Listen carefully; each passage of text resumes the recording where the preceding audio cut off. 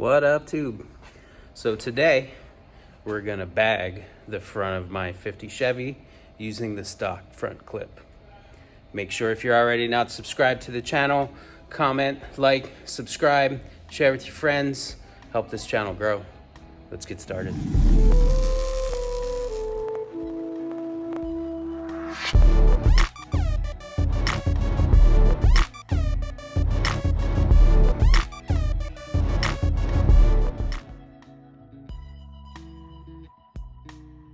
I already tore down the front end here, pulled that stock lower control arm and my coil spring shock assembly all out. What we need to do here is using the stock front clip is totally possible. A lot of guys say it's not, but it really is. The clip on a 49 to 54 Chevy is 2 pieces. So this bottom piece bolts to the frame. That's the downfall if we bag it. We're gonna put so much pressure up here. What you need to do is reinforce and make this all one piece. So I'm gonna make a gusset to go in here, one on the back side. I stepped some A-arms already. So that's your lower A-arm, that's a stock one. I have some stepped ones I'll show you here in a little bit. But yeah, first we're gonna make some templates out of some cardboard and gusset up this stuff just so we have the strength with that air suspension on the front of the car here. So after a little bit of trimming and cutting, I got a couple templates made here. Let me show you how they fit, and then we'll cut some steel and weld it in. So on the driver's side front, what we're gonna do is this guy is gonna pop right in there. And then we'll weld that to the frame, and that'll get welded to the whole assembly there and give us a nice good gusset on the front. And then in the back, same thing, that pops in and is gonna go in between there. Need to clean this all up, weld these in. A big thing you gotta watch out for is when you're putting this gusset in here and welding that solid, now we have this big pocket behind here. Make sure you drill a drain hole for water, because most guys will weld in that gusset in there, forget to put any drain holes for water, and then the water just fills up and sits in there, and then you get all kinds of rot. Once we put this gusset in here, the strength from this to the frame will be substantial, that if you drill a couple holes in this, you're totally fine. So what I do is I just grab a 1/2 inch, boom, pop a hole there. The gusset I made for the back section actually will be open at the bottom, so that water can drain through the back. So let's cut some steel. Got my templates. Got it transferred to some 3/16. We're gonna cut these out. 2 sets, one for driver, one for passenger. All you gotta do is flip them over for either side, and they should fit nice and snug in there.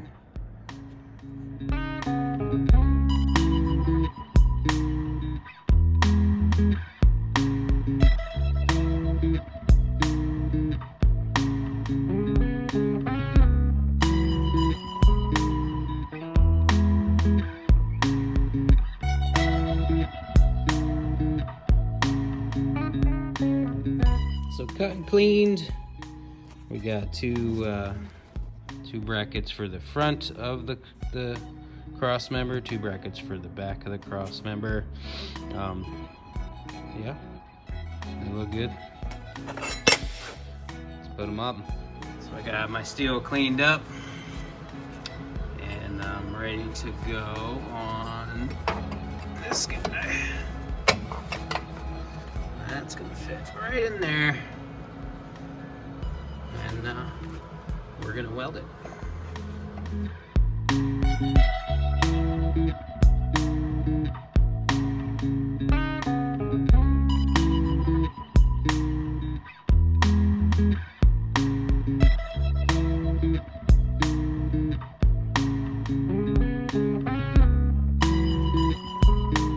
It's not the prettiest welding I've ever done, but it's in there. I got a plate on the front, and it's dark, but you play it on the back. And like I said, I left a little spot open underneath so all the water can drain out. If you don't do that, make sure you drill that hole I was talking about so that the water comes out through and underneath and doesn't just sit in there and rust. So now that I got that plated in, do a little grinding, clean up my welds, we're gonna move on to getting that stepped lower control arm on there and figuring out how big of a cup I need for the spring pocket for my bag. So here's our control arms. That's our stock arm, our lower A arm. It's nice and straight. This is what we're putting in there, which is a stock arm that I stepped. So you see how that one's straight. This one, that lower spindle mount, is stepped. What that does is just lower the car enough that it'll lay on the ground with the airbag in it. You don't have to do that. If you don't, the front of your car will not lay on the ground and the suspension will bind up.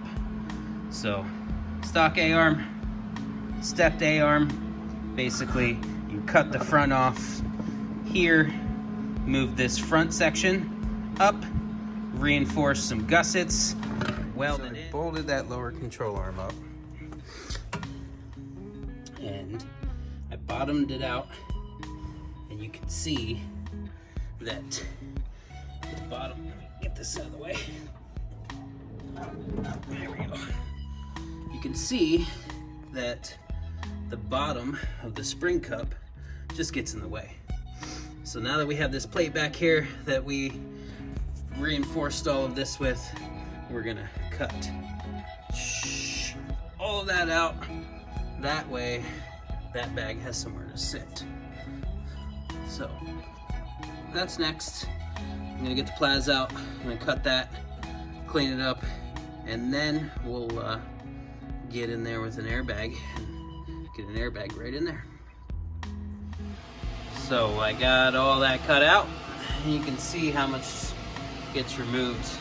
And now you understand why you got to put that plate in there to secure it all up. That gusset will hold it. I'm gonna get a grinder out, clean up all that metal, and then get it nice and smooth. You don't want any jagged, rough edges, especially with an airbag. You'll end up popping a bag. But yeah, there she is, all cut, ready for a bag. So now that I have my pocket trimmed, I did take a little bit more off than I showed in the video there. Yeah, it is always a little bit more. So I cut back a little bit more. I'm ready to cut an upper cup so that I can bolt my airbag into the top of my spring where my coil spring used to sit. So what I have here is just some scrap that was laying around. George brought it, who knows where it came from. It's a little overkill on the wall size, but it's gonna work great. So this is about 4 inches around. My spring is the same diameter, so I'm gonna cut this about 3 inches tall, and then I bought some of these prefabbed brackets for the top of a bag. That'll get put on there with some all thread up through the top. So I'm gonna cut those out, get those in, and then we'll figure out the bottom, bolting the bottom to the control arm, and that should be about it. So I just wanted to show you a little bit of this stepped A-arm, since I did that off camera a while back. A lot of guys will just step an A-arm, drill a hole in the bottom, and bolt a bag to it. I like to make an actual pocket so the bag sits in there properly and doesn't rub on stuff. So let me show you this. The A-arms that I stepped previously. Like I said, I like to make a pocket for my bag to sit in. But here's the A-arm itself up close. Basically, the front of the A-arm got cut off, moved up, and then welded and gusseted back together. I built a whole bottom structure off of it to hold the downforce weight, and as well as the side gussets. And like I said, I like to build a pocket. The bottom of this Chevy A-arm has this like angle to it, so I cut out a little bit of the back of the A-arm so the bag sits in there flat, and then made that pocket. And yes, that piece is galvanized on the inside. It came from a piece of pipe that I had. I left the bottom unwelded so that when water runs down into my A-arm, it can go right out the hole in the bottom. That way, then not getting a bunch of rust. You know, it happens. People don't think about draining water and it rusts. But yeah, so that's my stepped A-arm. It still needs ground down and painted. Grind up some of these top welds here. But yeah, like I said, I enjoy making these things. Fab's awesome. There's a bag. Just pop it in there so you can see how it sits. And that bag sits super pretty in there. When it's deflated, it's not rubbing on anything. And it sits nice and level and flat in the A-arm because of that cut that I have in the back section. That way, when the car lays out on the ground and this bag is flat, it's flat. It's not crooked. I'm getting a full articulation out of the bag, getting the full amount of inches that I can lift and lower it. That kind of stuff's super important, and a lot of guys just kind of forget about it or don't care. And, you know, if you would have just bolted this bag right flat to this crooked bottom plate, it would have sat crooked. When the car aired out, the bag would have sat crooked. Eventually, over time, it would wear and sit that way. You get more wear on one side than the other. And like I said, you just don't get the same articulation. You're not getting a full 6 or 8 inches or however long your bag is when it's up, because it's going crooked. So, but yeah, that's it. I got this guy. I'm gonna grind this down. I had to drill that hole, make sure that the bag fit perfectly, smooth everything out, paint them, and then get them back on the car here. And keep going trucking, man. All right, so I got my control arm mocked up, my bag bolted in. What I'm trying to do is figure out where I want to weld this to this plate. So earlier I cut this 3.5 or 3-inch piece of tube pipe, whatever you want to call it. I bolted this plate to my bag, and what I'm going to do is get them to ride together up there. Where this welds to this might be a little offset, it might be dead center. I got my bag where I want it in the lower arm. So what I'm going to do is I'm going to jack up this until we're laid out, make sure the bag collapses as flat as possible, and then make some marks on here so that I could weld this to this, and then we'll put that piece of all thread through the middle and up to the top, and it'll bolt in just like a shock. So that's what's next here. Like I said, we want to jack this up and get this as even in there as possible.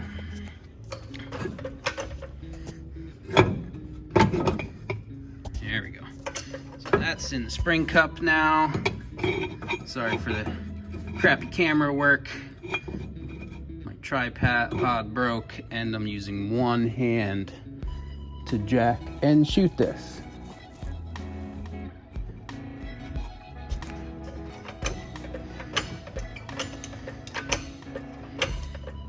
So that looks like it's articulating pretty well.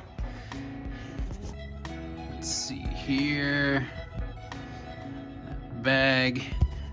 I just kind of let it do its thing. Let it lay where it wants to lay. That's all the way laid out. That bag looks nice, flat in there. It's a little cockeyed on the back side, but I don't think there's much I can do about that just because of the extreme angle under there. But yeah, I think that looks pretty good. Now, I'm gonna take a Sharpie in here and mark this.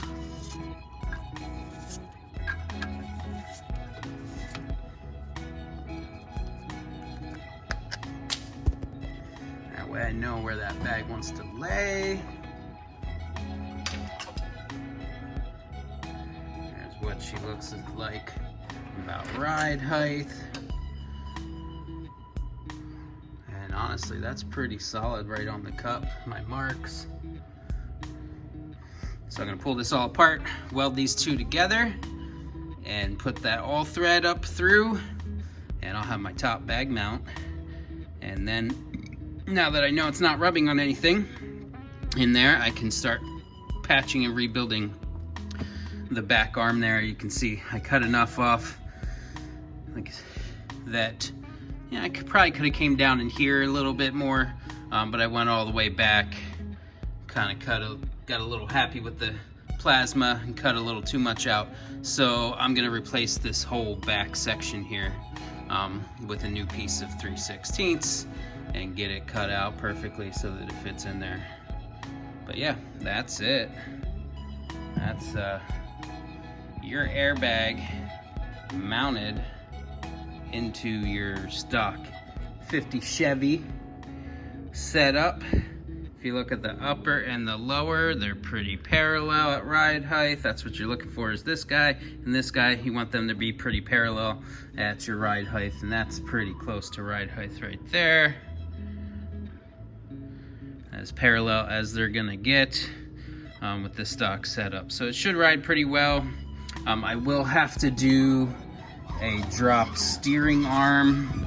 So with the stock steering setup, this now is going to be way off and you're going to get a bunch of bump steer. So this steering arm right here, I'll build a new one or just order a set depending on how much they cost. I think last time I looked they were just absurdly expensive, and it's a pretty simple thing to make if you have the right tools. Excuse me. So that's it. I think we're ready to take this all apart, weld this up, and plate that back side. Then we're gonna start welding. I'm gonna weld this seam, which wasn't welded from the factory, grind out and replace some of this weld that I put in earlier. The machine was just being pesky and not wanting to do its job. So yeah, we'll re-weld a little bit of this plate in here, clean this all up real good, put a new plate back here, weld all that up, and then get to grinding and smoothing everything out. This control arm still needs to be cleaned up, painted, and then put together. But that's pretty much it for getting your bag in there. I'll post some pictures and put some pictures in this video too. If you have questions about how to do this, just ask in the comments. This isn't the first 50 I've bagged, the first 49 to 54 I've bagged on a stock clip.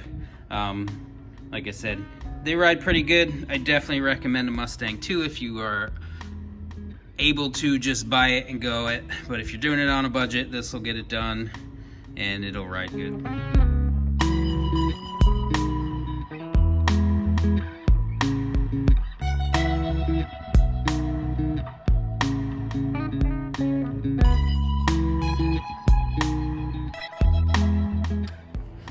So I got the bottom control arms done. I got my upper bag cups done. I got my pockets trimmed out. I got everything welded up. I realized that I didn't do much video of my top cups, so let me show you those here quick.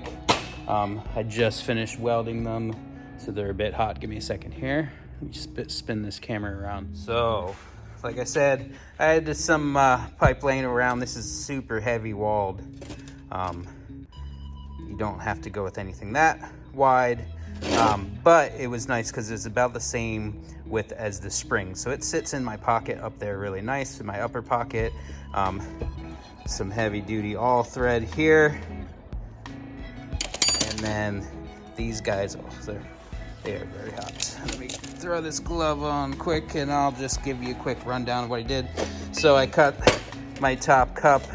I bought these universal bag brackets off the old interwebs. I welded a grade 8 bolt to the top of my cup here. That way I can take my all thread and that goes into there, as you see. And then in the car, that goes up through the top shock mount, bam, bolted in. You got yourself an upper bag mount. So upper bag cup's done, control arm done. Need to clean up a little bit, weld and paint, and then start throwing things back together. That's everything you're gonna need to get a bag into your car.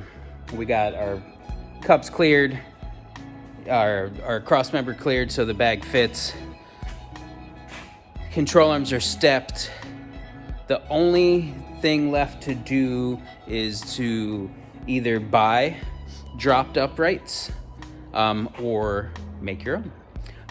I'm more of obviously the make your own type, so I'll be making my own dropped uprights. That I probably won't do a video on. I got a little bit of a jig I'm starting to work on here.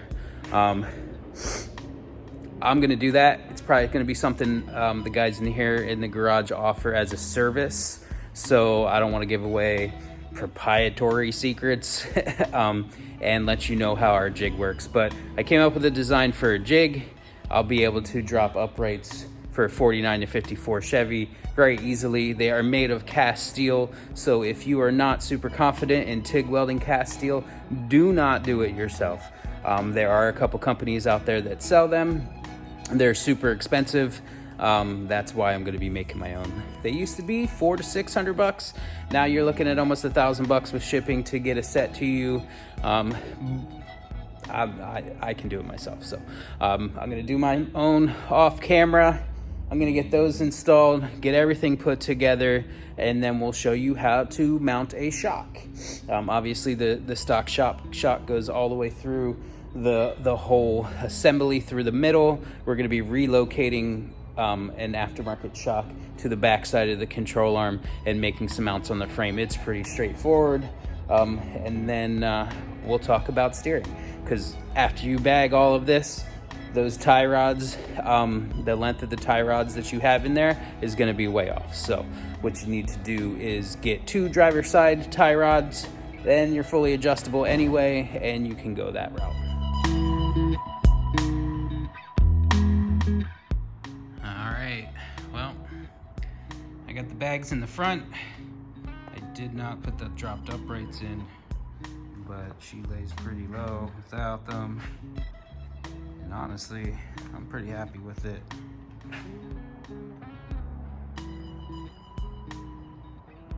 It'll be lower though.